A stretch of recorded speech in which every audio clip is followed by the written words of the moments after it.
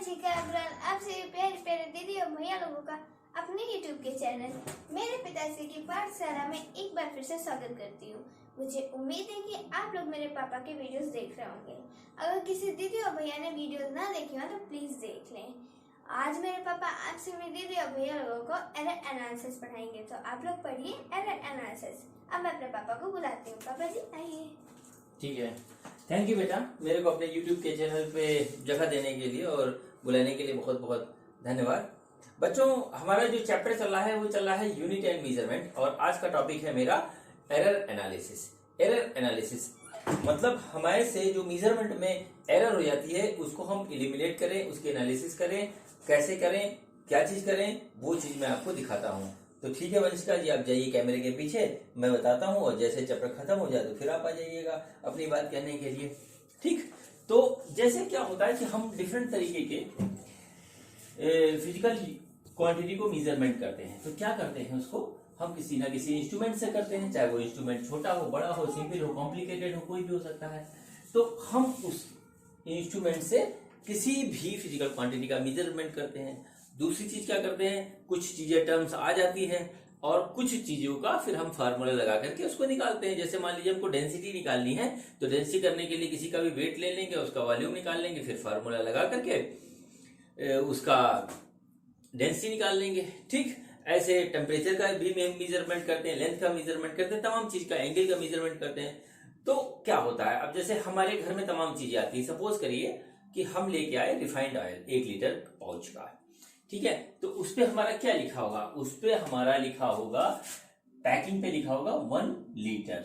ठीक है, 1 लीटर लिखा होगा रिफाइंड ऑयल के लिए। अब हमारे मन में एक दिमाग में बात आई कि ये सही है कि नहीं है, तो हम इसको जो लिखा हुआ है उसको हम मान लेते हैं जो है वो ट्रू वैल्यू, और ट्रू वैल्यू उसकी, और फिर हमने क्या किया, उसका मेजरमेंट किया, किसी भी तरीके से किया, तो वो हमारा जो मेजरमेंट किया वो कहलाती है हमारी मेजरमेंट वैल्यू, मेजर्ड वैल्यू। ठीक है, मेजर्ड वैल्यू, ये चीज हमारी कहलाती है मेजर्ड वैल्यू। अब क्या हुआ कि हमने जब ट्रू वैल्यू और मेजर्ड वैल्यू दोनों को देखा तो उसके बीच में एक आया डिफरेंस, और यही डिफरेंस हमारा कहलाता है एरर। ठीक है, ये एक छोटी सी बात थी। अब बच्चों क्या हुआ, अब देखिए क्या होता है, जब हम किसी चीज का मेजरमेंट किसी भी इंस्ट्रूमेंट से करेंगे तो वो हमारा क्या होना चाहिए, एक्यूरेट होना चाहिए। ठीक है, एक्यूरेट होना चाहिए और प्रिसाइज होना चाहिए। अब क्या होता है एक्यूरेट और प्रिसाइज, वो मैं आपको बताता हूं। ठीक है, मेजरमेंट, देखिए measurement should be accurate and precise। ठीक, क्या होता है एक्यूरेट, सपोज करिए हम किसी चीज का वेट लेते हैं और वेट हमको पहले से किसी ने बता दिया कि उसका वेट है 0.520 kg। ठीक है, केजी लिया, अब उसको मेजर करने के लिए 3 लोगों को दे दिया। तो सबसे पहले एक भाई साहब थे, उन्होंने इसको मेजर किया, तो मेजर करने में उनका जो पहला ऑब्जर्वेशन आया 0.52 आया, 52 केजी। दूसरा जो आया हुआ है 0.50, और फिर एक और आया हमारा 0.51। ठीक, ये इस तरीके से उनका मेजरमेंट आया। दूसरे एक भाई साहब बी थे, उन्होंने इसको मेजर किया, थोड़ा ज्यादा डिजिट लगा दी, तो उनका पहला आया 0.561 केजी, फिर दूसरा आया 0.515 केजी, और फिर उन्होंने तीसरा ऑब्जर्वेशन लिया तो 0.54 केजी आया। ठीक है, देखिए यहाँ पे इस तरीके से आया। अब एक सी भाई साहब थे, सी भाई साहब ने भी इसको मेजर किया, तो उनका आया 0.520 केजी और 0.521 केजी। ठीक है, और तीसरा उनका आया 0.522 केजी। इस तरीके से उन्होंने मेजरमेंट किया। फिर क्या किया उन्होंने कि हम लोगों ने इसका एवरेज निकाला, तो एवरेज निकालने में देखिए क्या आ रहा था, पहले का एवरेज आया 0.51 केजी, इसका एवरेज ही आया। इसका जब हमने एवरेज निकाला तो आया हमारा 0.515 केजी, और जब हमने इसका एवरेज निकाला तो एवरेज इसका हमारा निकल के आ रहा था 0.521 केजी। अब देखिए इन तीनों का जब हमने क्लोजली बात किया तो हुआ क्या, हुआ ये कि इसकी जो ट्रू वैल्यू थी वो ये थी, जब हमने इसको कंपेयर किया तो देखिए इसमें काफी डिफरेंस आ रहा है। ठीक है, तो इसमें हमारा आ रहा है 0.010 kg का डिफरेंस आ रहा है, और इसमें जो हमारा डिफरेंस आ रहा है 0.005 kg का डिफरेंस आ रहा है, और इसमें आ रहा है हमारा 0.01 kg का डिफरेंस आ रहा है। ठीक है, तो ये जो हमारा जो है पहला वाला ऑब्जर्वेशन है, ये देखिए ओरिजिनल ट्रू वैल्यू से काफी दूर है। तो ये ना तो हमारा प्रिसाइज है और ना ही जो है ये एक्यूरेट है, ये कुछ नहीं है। तो उसके बाद जो इसलिए हम इसको छोड़ देंगे। अब दूसरा देखेंगे, ये हुआ बी। बी की वैल्यू क्लोज आ रही है और ज्यादा डिटेल में है, देखिए ज्यादा डिटेल में है, क्लोज आ रही है। इसका जब हमने एवरेज देखा तो 0.515 kg है, और लेकिन हमने एक चीज देखी कि ये ट्रू वैल्यू से काफी दूर है। तो ये जो है ये बी वाला ये प्रिसाइज तो है। ठीक है, प्रिसाइज का मतलब जब हमने ऑब्जर्वेशन रिपीट किया तो इसमें जो एरर आई है वो थोड़ी दूर दूर की, मतलब पास की है, मतलब काफी 0.001 का हमारा डिफरेंस आ रहा है। इसलिए ये जो वैल्यू है वो प्रिसाइज तो है लेकिन एक्यूरेट नहीं, क्योंकि एक्यूरेसी से काफी दूर है। अब तीसरे वाले को देते हैं। तीसरा वाला जो है क्लोज है, ज्यादा डिफरेंस नहीं आ रहा है इसमें, और ये ट्रू वैल्यू के काफी क्लोज भी है। तो ये वाला जो है हमारा एक्यूरेट भी है एंड प्रिसाइज भी है। इसमें कभी कभी क्वेश्चन आ जाता है, आप लोग यहाँ बोर्ड में आ जाता है या कंपटीशन में भी आ जाता है कि क्या कोई वैल्यू एक्यूरेट होने के साथ साथ प्रिसाइज भी हो जाती है, हो सकती है? तो इसका आंसर है यस। दूसरा क्वेश्चन होता है कि यदि कोई वैल्यू प्रिसाइज है, एक्यूरेट हो सकती है या नहीं हो सकती है? तो वो एक्यूरेट हो भी सकती है या नहीं हो सकती है, ये भी सच है। तो ये होता है एक्यूरेसी एंड प्रिसीजन। ठीक, तो यहां पर आकर के इस तरीके से हमको लेना है, और एरर को कम करने का एक ही तरीका होता है कि नंबर ऑफ ऑब्जर्वेशन हम बढ़ाएंगे और फिर उसका मीन निकाल लेंगे।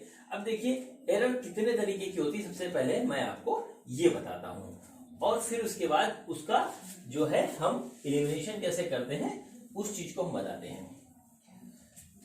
देखिए हमारे पास एरर इतने तरीके की होती है। सबसे पहले होती है कांस्टेंट एरर, कांस्टेंट एरर। ठीक है, नंबर 2 होती है हमारी systematic error, systematic error. Number 3 होती है हमारी रैंडम एरर, रैंडम एरर। और नंबर 4 होती है least count error.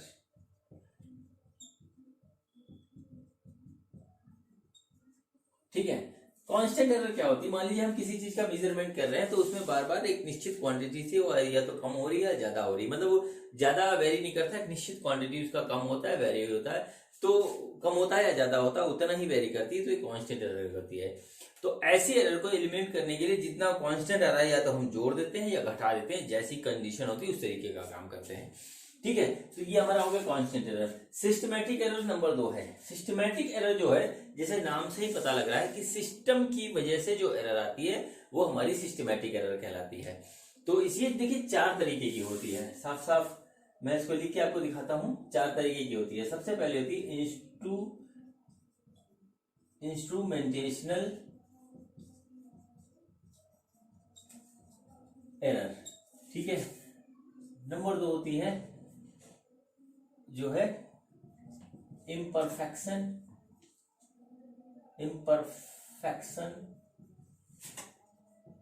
In technique, imperfection in technique. Number 3 होती है पर्सनल एरर। नंबर 4 होती है error due to external causes. ठीक है, तो अब देखिए क्या होता है इंस्ट्रूमेंटेशनल एरर में। क्या होता है, जैसे कि हम किसी भी वैल्यू का मेजरमेंट करेंगे तो किसी ना किसी इंस्ट्रूमेंट से करेंगे, अपने आप तो निकल नहीं आएगा जादू से, तो इंस्ट्रूमेंट से करेंगे। तो क्या होता है, हर एक इंस्ट्रूमेंट में एक इंस्ट्रूमेंटेशनल एरर होती है। तो उस इंस्ट्रूमेंट हमको एक ऐसा इंस्ट्रूमेंट यूज करना चाहिए जिसके अंदर एरर कम से कम हो। तो इसका मतलब सीधे सीधे कहने का है कि इंस्ट्रूमेंटेशनल एरर कम करने के लिए हमको एक बहुत ही अच्छी क्वालिटी का इंस्ट्रूमेंट यूज करना चाहिए। नंबर 2 है इम्परफेक्शन इन टेक्निक, मतलब ऑब्जर्वेशन हम जैसे मान लीजिए इंस्ट्रूमेंट तो हम बहुत अच्छा ले आए लेकिन हमको उसको यूज करना नहीं आता है। ठीक, यूज करने का तरीका ही नहीं पता है, तो उसमें क्या होगा कि हमारे पास अच्छा इंस्ट्रूमेंट होने के बाद भी हमसे कोई ना कोई गलती हो जाएगी और बड़ी भी गलती हो सकती है। तो इसलिए क्या है कि सबसे पहले इंस्ट्रूमेंट अच्छा होना चाहिए, दूसरी बात उसकी टेक्निक हमें पता होनी चाहिए। नंबर 3 है कि हमारा इंस्ट्रूमेंट भी अच्छा है, टेक्निक भी अच्छी है, लेकिन आदमी जो है, जो ऑब्जर्वर है, वो नहीं अच्छा है। वो कोई ना कोई जानबूझ के गलती कर देता है या उससे गलती हो जाती है, उसको इंस्ट्रूमेंट यूज करना नहीं आता है, तो इस वजह से पर्सनल एरर हो जाती है। नंबर 4 है हमारा error due to external causes. इसमें क्या होता है कि मान लीजिए हमारे पास तीनों चीज अच्छी है, इंस्ट्रूमेंट भी अच्छा है, हमें टेक्निक भी आती है, हमारा जो आदमी है जो ऑब्जर्वेशन ले रहा है वो भी बहुत अच्छा है, लेकिन हुआ ये कि जो है कुछ ऐसे कारण हो गए, एक्सटर्नल कॉजेज हो गए, जिसपे हमारा किसी का बस ही नहीं था। जैसे टेम्परेचर अचानक का बढ़ जाना, या हवा का तेज चलना, पानी का बरस जाना, या मान लीजिए हम कोई साउंड का वो कर रहे हैं, अचानक जो है पड़ोस में से कोई ऐसी शोर आ गई जिससे हमारा सारा मेजरमेंट खराब हो गया साउंड का। तो इस वजह से हमारा जो है, जो चीज हमारे हाथ में नहीं होती, ठीक है, नेचुरल कॉजेज होते हैं, और उसकी वजह से हमारा सारा किया धरा चौपट हो जाता है, तो वो एक्सटर्नल कॉजेज होते हैं। ऐसे में क्या करना चाहिए कि हमको कोई भी ऑब्जर्वेशन जो लेना है वो उस कंडीशन में लेना चाहिए जिसमें हम उसको बहुत अच्छी तरीके से कर पाए, ठीक है। ये हमारी 4 तरीके की एरर है, इसको जो है हम अपने सिस्टम को सही करके दूर कर सकते हैं। अब यहाँ पे आता है नंबर 3। यहाँ पे क्या चीज है कि रैंडम एरर लिखा हुआ है। रैंडम एरर क्या होता है? रैंडम एरर होता है, ये रैंडमली आता है, अननोन कॉजेज की वजह से आता है, और ऐसी चीजों की वजह से आता है जिसको हमें पता ही नहीं लगता कि क्यों आ गया, रैंडम एरर आता है। तो इसके लिए क्या होता है, रैंडम एरर को दूर करने के लिए क्या होता है, टेक्निक ये होती है कि हम अपने नंबर ऑफ ऑब्जर्वेशंस बढ़ाते हैं और फिर उसका ले लेते हैं मीन। तो इस तरीके से हमारा जो है वहां पे एरर कम हो जाती है, मीन को ले लेते हैं तो, ठीक है। और फिर आता है least count error. Least count error होता है हमारा इंस्ट्रूमेंट से रिलेटेड। मतलब ये होता है कि हर एक इंस्ट्रूमेंट की एक लिस्ट काउंट होती है। लिस्ट काउंट का मतलब ये होता है कि हम छोटी से छोटी कितनी उसकी वैल्यू मेजर कर सकते हैं, उस इंस्ट्रूमेंट से कितना छोटा से छोटा मेजरमेंट कर सकते हैं, और हमारा जो डिफरेंस इन मेजरमेंट आता है वो इसी पॉइंट पे आता है। तो अच्छी तरीके से यूज करने पे लीस्ट काउंट एरर हमारा कम हो जाएगा। तो ये हमारी हो गई एरर। अब हमको क्या करना है, एरर तो हो गई, अब हम इसको कम कैसे करें, इलिमिनेट कैसे करें, उसका ये टेक्निक है वो मैं दिखाता हूं। तो देखिए सबसे पहले क्या है, एक ही टेक्निक है जो सबसे ज्यादा कारगर होती है, वो ये होती है कि हम अपने ऑब्जर्वेशंस को बढ़ाएं, ठीक है। इसके अलावा कोई टेक्निक काम नहीं आती। पहली बात तो हमें ऑब्जर्वेशन लेना सही आता हो, फिर नंबर ऑफ ऑब्जर्वेशन लेकर के हम क्या करेंगे, उसका निकालेंगे मीन, ठीक। तो अब देखिए हमको क्या करना है, करना जो है वो ये है कि सपोज करिए हम किसी फिजिकल क्वांटिटी को मेजर कर रहे हैं, और मेजर करते हुए वो क्या हो रहा है, देखिए हमारे नंबर ऑफ ऑब्जर्वेशन n है, A1 A2 A3 इस तरीके से AN है, ठीक है। तो हम क्या करेंगे, सबसे पहले इसका निकालेंगे मीन। तो मीन वैल्यू जो हमारी आएगी, मीन वैल्यू वो आएगी, ए मीन ऐसे लिख देंगे, A bar A1 plus A2 plus A3 इस तरीके से AN डिवाइडेड बाई n, ये हमारा है क्या, मीन वैल्यू, ठीक।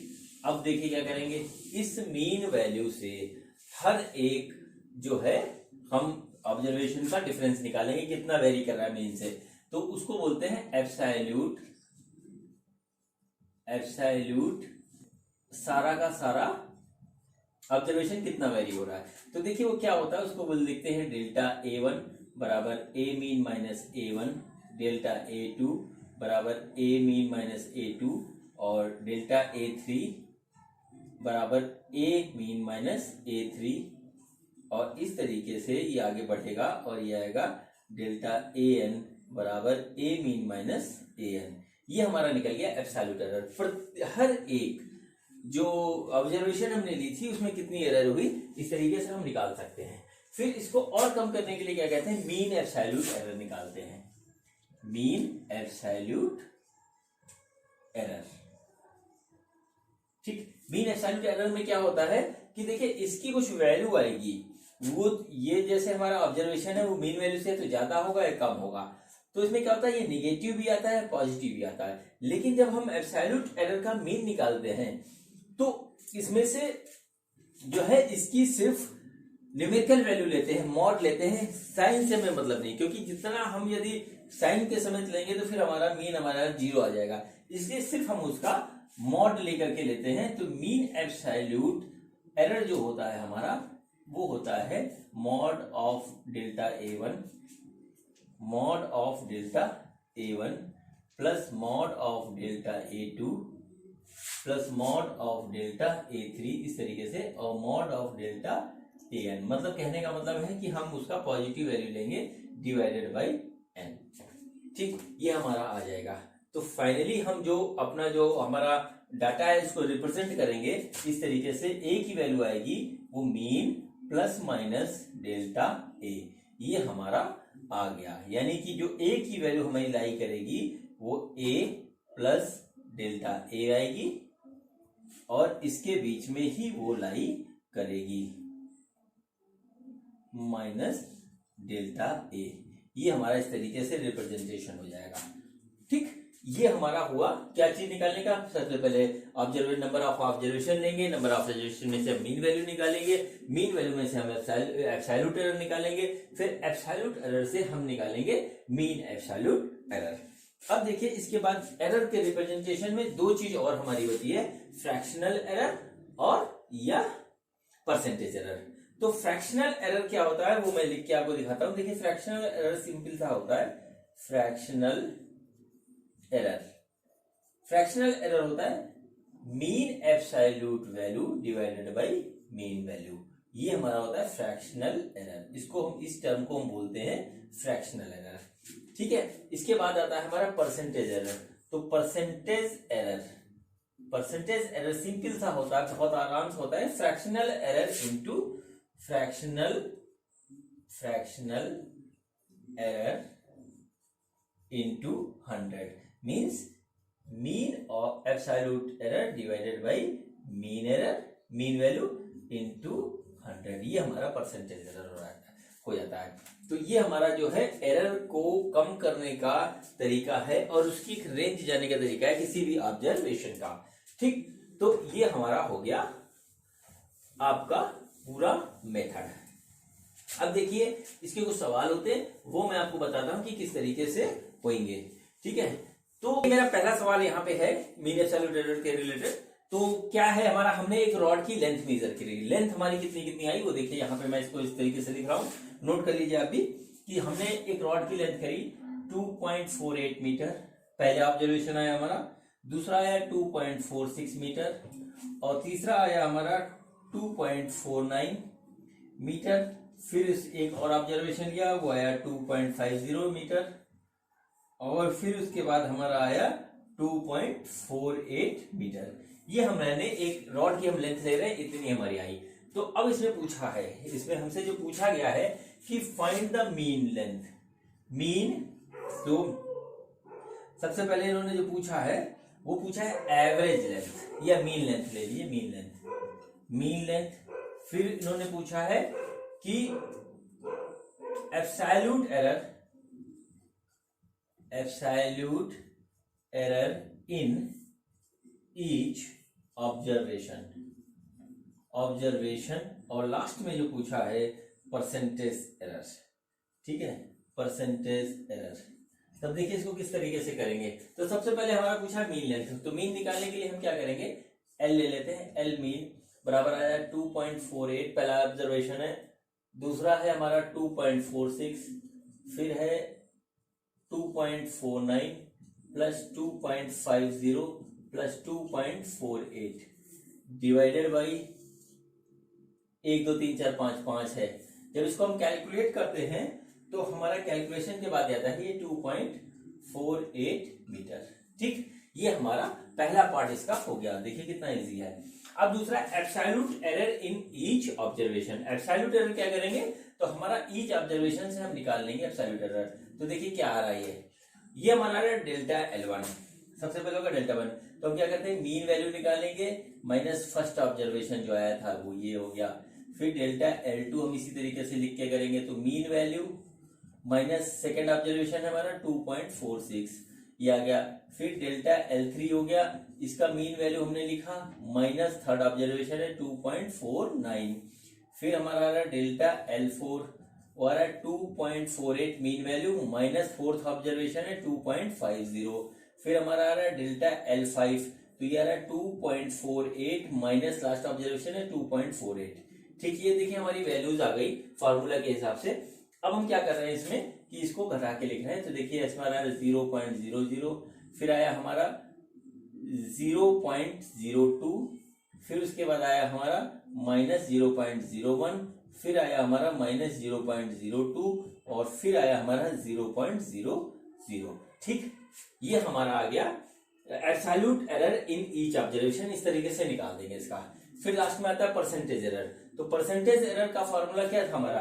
परसेंटेज एरर का हमारा फॉर्मूला था कि मीन एब्सोल्यूट एरर बटे मीन वैल्यू इंटू 100। तो इसके लिए हमको इसका मीन एब्सोल्यूट एरर निकालना पड़ेगा। तो ये हमारा एब्सोल्यूट एरर था, इसका मीन निकालेंगे। तो हमारा मीन एब्सोल्यूट एरर जो आ रहा है वो होगा इन सब का हमारा मीन लेना पड़ेगा इसका। तो हम ले रहे हैं, देखिए 0.00 plus 0.02 plus 0.01 plus 0.02 plus 0.00 divided by 5 है। अब देखिए आप कह सकते हो कि आप माइनस था, माइनस ने लिखा। तो मैंने आपको पहले बताया था कि मीन एब्सोल्यूट एरर निकालने के लिए हम उसकी न्यूमेरिकल वैल्यू लेते हैं। नेगेटिव साइन से या पॉजिटिव साइन से हमें कोई मतलब नहीं, हम मॉड में लेते हैं। अगर आपने ध्यान ना दिया हो तो वीडियो बैक करके थोड़ा सा देख लीजिए। ठीक, तो इसकी जो वैल्यू आ रही है वो आएगी 0.01। ठीक, 0.01 आ गई। अब इसको हमने परसेंटेज एरर निकालना है, परसेंटेज एरर। तो देखिए हम यहाँ पे लिख रहे हैं 0.01 डिवाइडेड बाई मीन वैल्यू हमारी कितनी आई थी 2.48 इंटू 100। इसको जब हम कैलकुलेट कर लेंगे तो ये आ जाएगा हमारा 0.40%। इतना परसेंट का एरर हमारे पूरे ऑब्जर्वेशन में आया। चलिए एक और क्वेश्चन इसके बाद में करता हूं। ठीक है, क्वेश्चन सेम है, थोड़ा सा वैल्यू अंतर है, आपका प्रैक्टिस हो जाएगी इसलिए मैं करवा दे रहा हूँ। बाकी आप अपनी किताब से या जो भी स्कूल में कराया जा रहा हो या आप किसी कोचिंग में पढ़ते वहां करवाया जा रहा हो या किसी मोबाइल ऐप से आप कर रहे हो वहां से, लेकिन प्रैक्टिस देखिए बच्चों बहुत जरूरी, तभी हाथ सेट होता है किसी भी सवाल पे। तो प्रैक्टिस जरूर करते रहिएगा। हाँ तो बच्चों देखिए दूसरा क्वेश्चन है, हमने किसी ग्लास के टुकड़े का हमने क्या किया रिफ्रैक्टिव इंडेक्स मेजर किया। तो उसकी ऑब्जर्वेशन नंबर ऑफ ऑब्जर्वेशन हमारी 6 आई है। तो देखिए पहले बार में जो हमारा ग्लास का रिफ्रैक्टिव इंडेक्स आया RI, रिफ्रैक्टिव इंडेक्स जो आया हमारा वो आया 1.45। ठीक है, फिर आया हमारा 1.56 और ये फिर आया 1.54, फिर हमारा आया 1.44 और फिर आ रहा है हमारा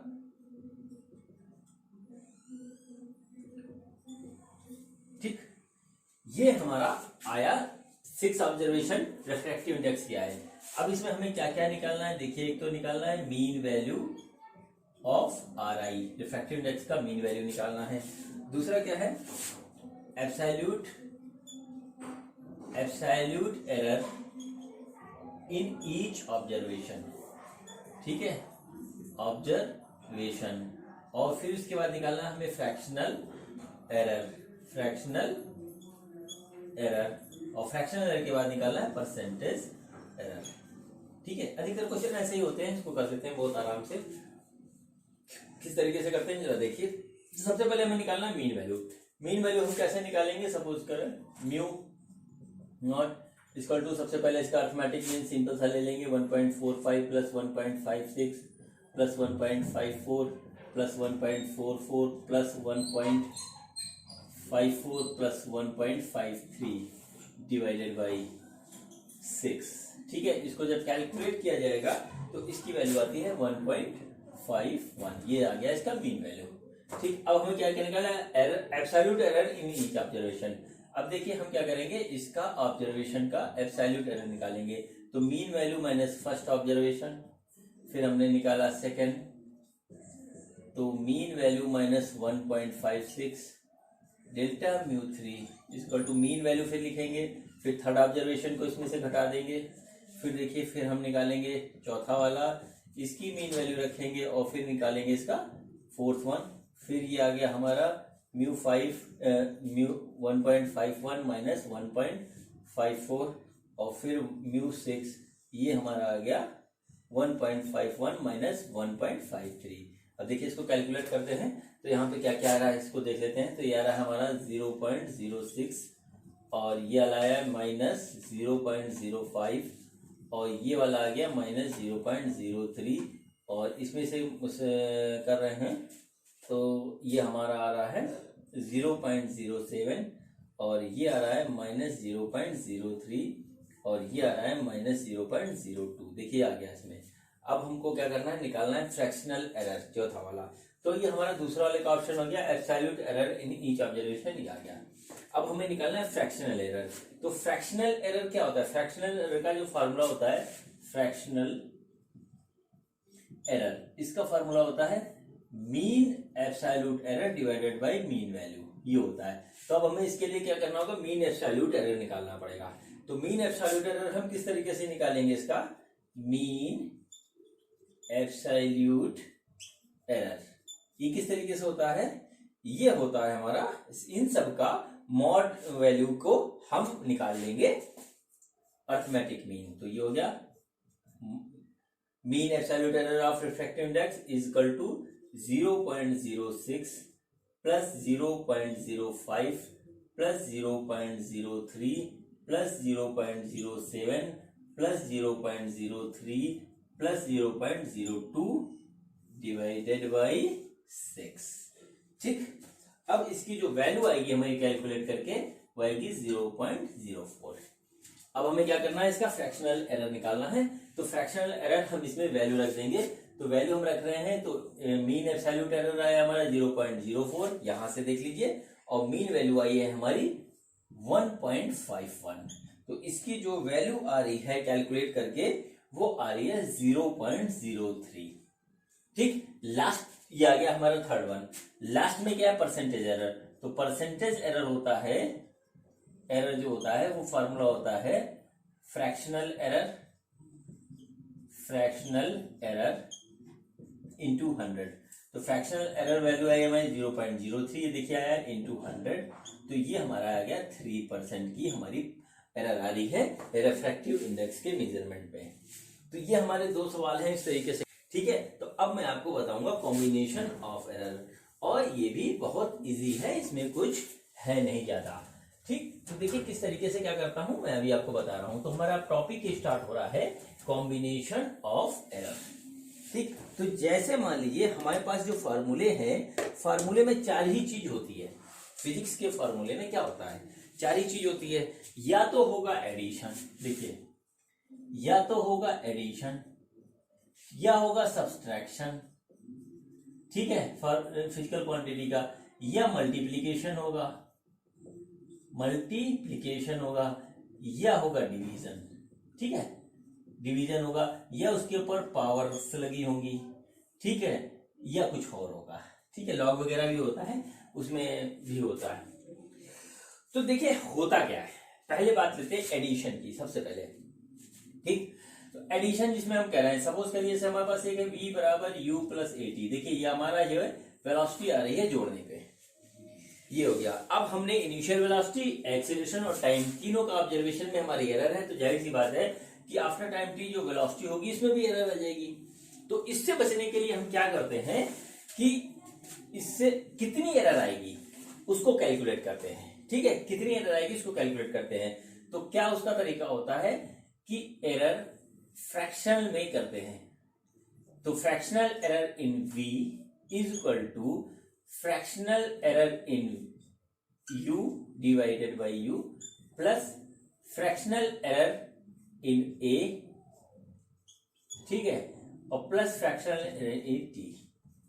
ठीक है, यहां पे आ गया। या इस तरीके से ना लिखें, इसको दूसरे हिसाब से लिख दें कि फ्रैक्शनल एरर ऑफ at, ऐसे अभी लिख लेते हैं, फिर मैं आपको आगे बताऊंगा। ठीक, ये हमारा इस तरीके से आ गया। अब मान लीजिए कोई एक और फिजिकल क्वांटिटी है, वो दो फिजिकल क्वांटिटी के डिफरेंस से आती है। एग्जांपल हम लेते हैं, तो भी इसमें क्या हुआ कि सपोज करिए इसमें फ्रैक्शनल डेल्टा v का एरर है इसमें, और डेल्टा c का एरर है c में, तो हमारा इसमें डेल्टा a का आएगा। तो देखिए इसमें क्या करते हैं, आप ये सोच रहे हो कि जैसे यहाँ जोड़ा है वहां घटा दो, ऐसा नहीं होता है। गलती जो है, एरर हमेशा ऐड होती है, सब्सट्रैक्ट नहीं होती। गलती कर दें, 2 बार गलती कर दें, फिर घटा दें तो गलती खत्म नहीं हो जाएगी, गलती डबल हो जाएगी। तो क्या होगा कि यहाँ पे गलती ऐड होगी, एरर ऐड होगी। तो जो एरर ए आएगा, fractional error of A is equal to fractional error of B plus fractional error of C, ये निकल के आएगा। ठीक है, ये एडिशन में हो गया, ये सब्सट्रैक्शन में हो गया। अब हमारा आता है मल्टीप्लीकेशन। सपोज करिए एक हमारा फिजिकल क्वांटिटी है x, जो कि a और b पे डिपेंड करता है, और a में जो है फ्रैक्शनल एरर हमारी a है, नहीं, a की जो एरर है वो a है, और b में जो है हमारा एरर है b। ठीक, बहुत इजी है, कुछ इसमें ज्यादा कॉम्प्लिकेशन है नहीं। तो जो फ्रैक्शनल एरर ऑफ x आएगा वो होगा fractional error of a plus fractional error of b। ठीक, ये हमारा निकल के आया। ठीक, अब यदि हम, अब लास्ट बचा हमारा डिवीजन। लास्ट नहीं है, उसके बाद एक पावर वाला भी है डिवीजन। मान लीजिए कोई भी हमारी एक और फिजिकल क्वांटिटी है, वो सपोज करिए हमारा है x ही ले लेते हैं, वो a बटे b पे आ रहा है, और उसमें वही डेल्टा ए और डेल्टा बी की एरर है। तो इसमें भी यही चीज होगा, फ्रैक्शनल एरर ऑफ x बराबर fractional of a plus fractional of error of b। इस तरीके से करके इसको कैलकुलेट कर देंगे। अब यहाँ पे एक चीज यहाँ पे ये आती है कि मान लीजिए ये पावर्स पे डिपेंड करता है। थोड़ा सा मैं इसको बिगाड़ के दिखाता हूँ, थोड़ा सा इंपॉर्टेंट आ गया ये।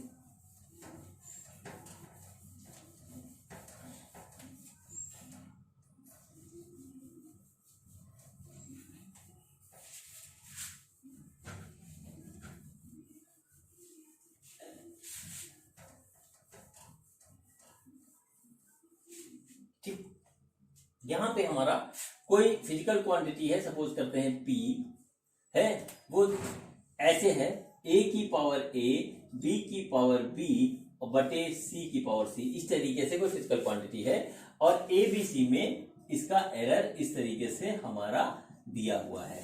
ठीक, तो हमारा जो एरर एनपी होगा, उसका कैलकुलेशन का जो फॉर्मूला होगा वो होगा fractional error of p equal to a into fractional error of a plus b into fractional error of b, ठीक, plus c into fractional error of c, ये हो जाएगा।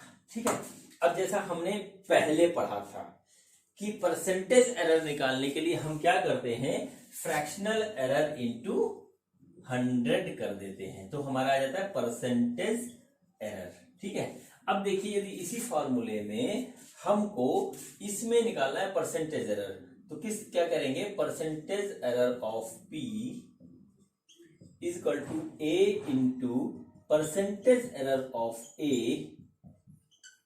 Plus b into percentage error of b, ठीक है, plus c into percentage error of c हमारा आ जाएगा, और हम इसे कैलकुलेशन बड़े आराम से कर लेंगे।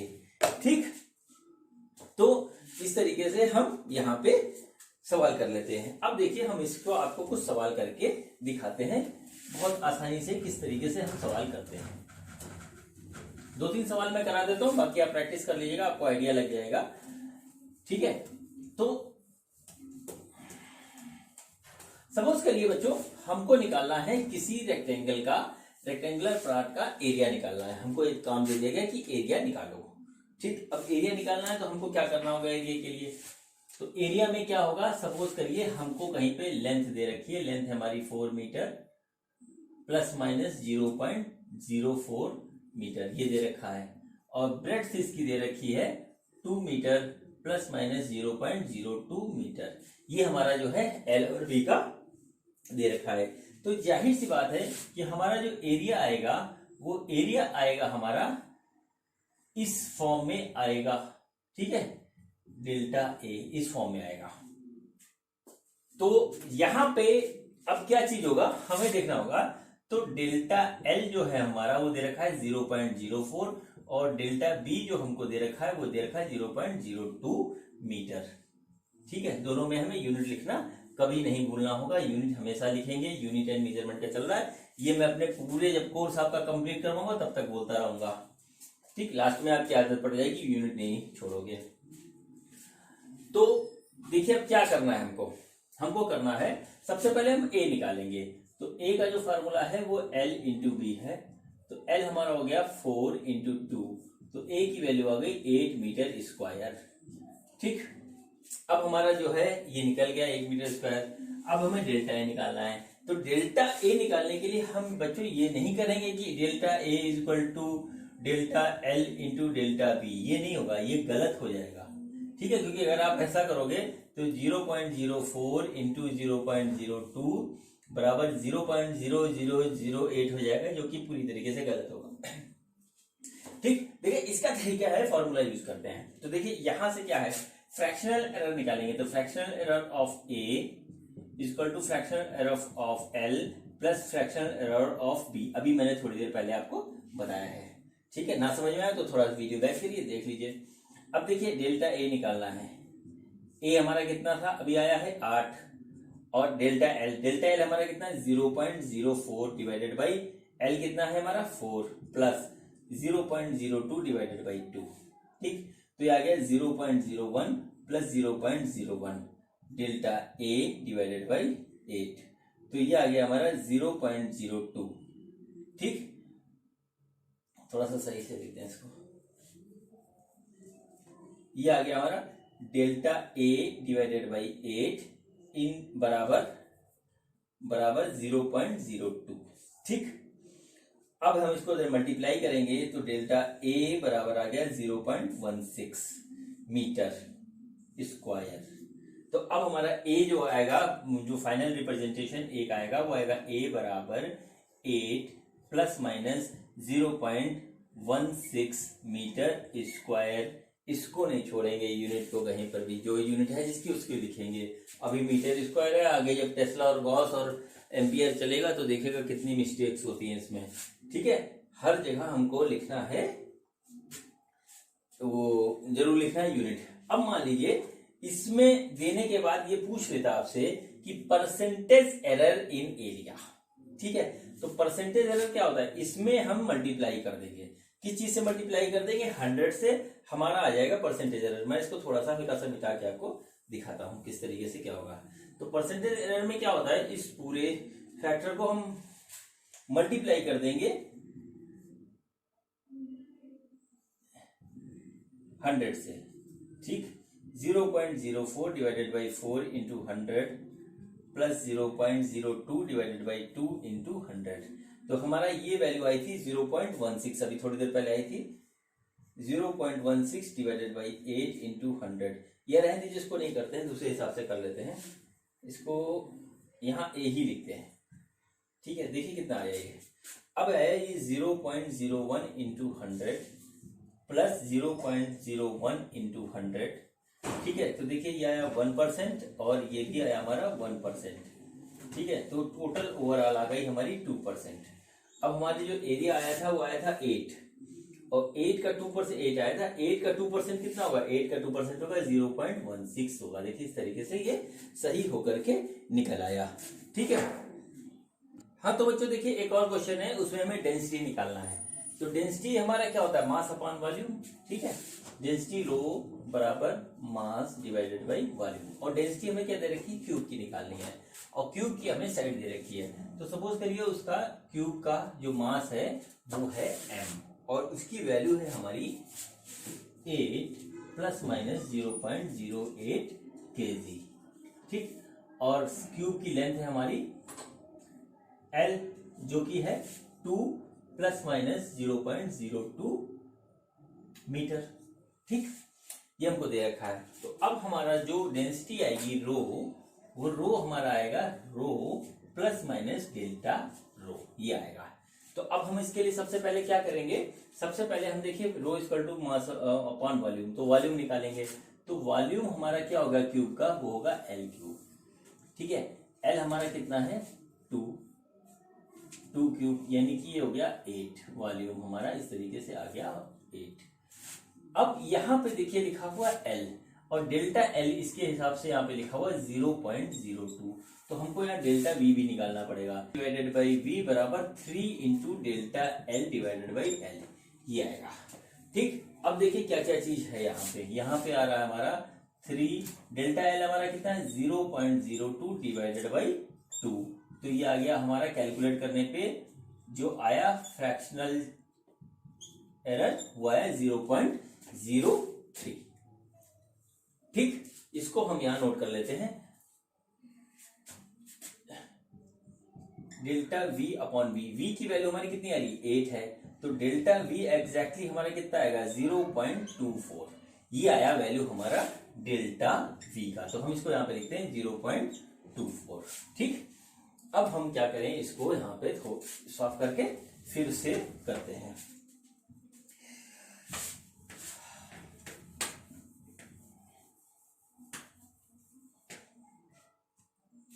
ठीक, तो हमारा जो आया v की वैल्यू आई थी हमारी, v की वैल्यू आई थी 8 मीटर क्यूब, और m हमारा क्या है, m हमारा 8 kg दे रखा है और डिवाइडेड बाई 8 kg। तो इस तरीके से हमारी डेंसिटी आ गई 1 kg पर मीटर क्यूब। ठीक है, 1 kg पर मीटर क्यूब हमारे आ गया हमारा इसकी डेंसिटी। अब हमें क्या करना है, डेल्टा रो निकालना है, तो हम क्या करेंगे, फ्रैक्शनल एरर निकालेंगे। Fractional error in rho divided by rho बराबर फ्रैक्शनल एरर इन एम। ठीक, fractional error in M plus fractional error in volume, ये हमारा आया। तो अब देखिए इसको किस तरीके से किया जाएगा, डेल्टा रो डिवाइडेड बाई, ये हमारा कितना आया था 1, और डेल्टा एम हमारा कितना है, डेल्टा एम हमको दे रखा है यहाँ पे 0.08 divided by 8 plus delta we हमारा कितना है 0.24 डिवाइडेड बाई वी आया था 8। ठीक, ये आ गया हमारा। अब देखिए इसके हिसाब से यदि कैलकुलेट करेंगे तो आ रहा है 0.01 प्लस 0.03, ये आ गया डेल्टा रो डिवाइडेड बाई 1। तो delta rho is equal to हमारे हिसाब से आ रहा है 0.04 kg पर मीटर क्यूब। तो इस तरीके से इसका जो हमारा ऑब्जर्वेशन फाइनल आया है वो आ गया rho is equal to 1 plus minus 0.04 kg per metre cube. ठीक, इस तरीके से हमने इसको सॉल्व कर दिया। ठीक, अब मैं आपको और क्वेश्चन करवाता हूं। हाँ, तो बच्चों एक एरर, परसेंटेज एरर का क्वेश्चन हम आपको करवा रहे हैं। देखिए क्या होता है, मान लीजिए हमको निकालना है वॉल्यूम किसी स्फीयर का, तो वॉल्यूम स्फीयर का निकालना है और उसकी रेडियस के मेजरमेंट में हमसे क्या हो गया, एरर हो गई 3% की। ठीक, 3% की एरर आ गई और हमसे पूछ लिया कि वॉल्यूम में कितने परसेंट की एरर आ जाएगी, कितना परसेंट वॉल्यूम हमारा एरर में आ जाएगा। अब देखिए इसको किस तरीके से करेंगे, देखिए बहुत आसान है। वॉल्यूम जो होता है हमारा स्फीयर का वो होता है 4/3 पाई आर क्यूब। तो अब परसेंटेज एरर इन वॉल्यूम बराबर 3 into percentage error in radius. तो सिंपल सी बात आ गई, इस हिसाब से परसेंटेज एरर इन वॉल्यूम जो है हमारा हो जाएगा 3 इंटू 3, यानी कि टोटल हमारा 9% की एरर वॉल्यूम में आ जाएगी। ये डायरेक्ट हमारा निकल आता है। ठीक, अब एक क्वेश्चन और मैं इसी तरीके का करवाता हूं आपको। नेक्स्ट क्वेश्चन देखिए क्या है कि यदि कोई फिजिकल क्वांटिटी हमको ऐसे दे रखी है कि वो डिपेंड करती है कई टर्म्स पे, ये तो सिंगल टर्म पे था, रेडियस पे था। ठीक है, सपोज करिए एक क्वांटिटी है एक्स जो डिपेंड कर रही है वो कह रही है a की पावर 2 b की पावर 3 और डिवाइडेड बाई c और अंडर रूट d। ठीक है, इस तरीके से करती है। और हमारा जो परसेंटेज एरर सबका दे रखा है वो कुछ इस तरीके से दे रखा है। a में परसेंटेज एरर आई है 4, b में आई है 2% और c में आई है हमारी 3% और d में आई है हमारी 1%। तो फाइनली x में कितने परसेंट एरर होगी ये हमें निकालना है। तो देखिए सिंपल सा है फॉर्मूला। तो परसेंटेज एरर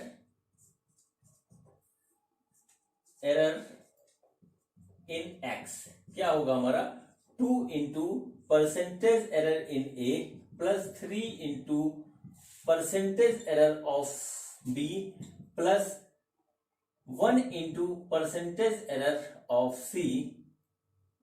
ठीक है, percentage error of c plus 1/2 into percentage error of D, ये हम इस तरीके से लिख लेंगे।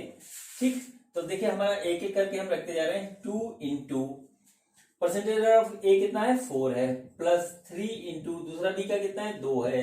देखिए 1 इंटू सी का कितना है हमारा 3% है, और इसका हमारा कितना है 0.5% है, 1% है, तो 1/2 हमने लिख दिया। तो देखिए टोटल हमारा कितना रहा 8 प्लस 6 प्लस 3 प्लस 0.5, तो 8 से 14 3 17, टोटल हमारी परसेंटेज एरर ऑफ एक्स आ गई 17.5%।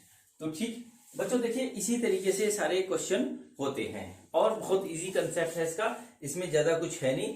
थोड़े से जो आपके क्वेश्चंस दे रखे हैं सवालों में, मतलब आपकी किताबों में जो दे रखे हैं क्वेश्चन, वो आप उसकी प्रैक्टिस करेंगे तो आपका हाथ और साफ हो जाएगा, बहुत आसानी से कर लेंगे। तो बेसिकली इसका कंसेप्ट पे डायरेक्ट क्वेश्चन भी आते हैं, लेकिन एक चैप्टर है फिजिक्स में, उसका नाम है मैकेनिकल प्रॉपर्टीज ऑफ मैटर। उसमें एक टर्म आता है स्ट्रेन, ठीक है, तो इसका परसेंटेज इंक्रीज डिक्रीज उसमें ज्यादा यूज होता है, तो इसका डायरेक्टली यूज वहां पे ज्यादा होता है। और क्वेश्चन सीधा नहीं आकर के कोई आपको एक बड़ा सा क्वेश्चन दे रखा होगा, उसमें लास्ट में कह देंगे कि इसमें परसेंटेज चेंज इन लेंथ कितना हुआ, या परसेंटेज चेंज इन टेम्परेचर कितना हुआ, फ्रैक्शनल चेंज कितना हुआ, कई बार फोकल लेंथ का भी आ जाता है, तो इसी तरीके से आता है। तो उम्मीद है कि आपको मेरी बात समझ में आई होगी और अच्छा लगा होगा, और प्रैक्टिस करिएगा, क्योंकि बिना प्रैक्टिस के आपका जो है इस पे कुछ नहीं होने वाला फिजिक्स में। लगातार प्रैक्टिस करिएगा। अब मैं अपनी बेटी को बुलाता हूं, जिसने मेरे को ये वीडियो बनाकर, ये चैनल बना करके इस पे मेरे को काम करने के लिए दिया। तो आइए वंशिका जी, अब आप हमको इजाजत दीजिए। बताइए। हाँ, आज मेरे पापा ने आप सभी को एरर एनालिसिस पढ़ाया। मुझे उम्मीद है कि आप लोगों को समझ में आया होगा। नेक्स्ट वीडियो देखना मत भूलिएगा, और देखते रहिए मेरा यूट्यूब चैनल मेरे पिताश्री की पाठशाला। तो नेक्स्ट वीडियो में मिलते हैं। Okay, bye bye.